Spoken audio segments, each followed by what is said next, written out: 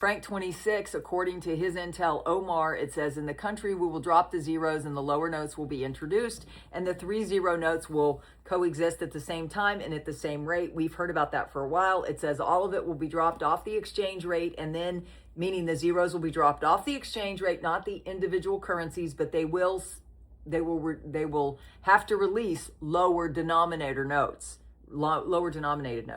All of it will be dropped off the exchange rate, and then as it's pegged to a basket, we will see R2 rate. Frank said yes, because once it's in the basket, that's an RI, a reinstitution of it.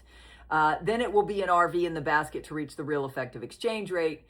Then it ain't 1-to-1 because you can't touch the dollar, so you're coming out at 322.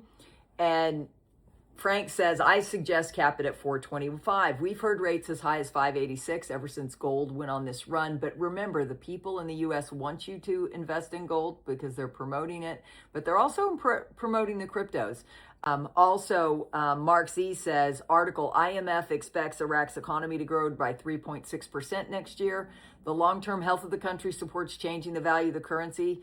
I couldn't agree with Mark more.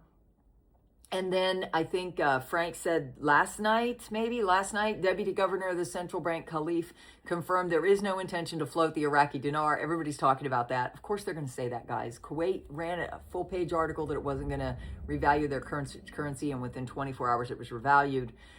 Frank said there is no float and that you're not coming out at $1 because you don't want it to be paired with the dollar. You're not going to come out $1.15 or whatever just over the dollar. If you're not floating it, that means you do have a need to have a vehicle to take you to 322. You're just going to come out at 322 as an RI and then RV without the float.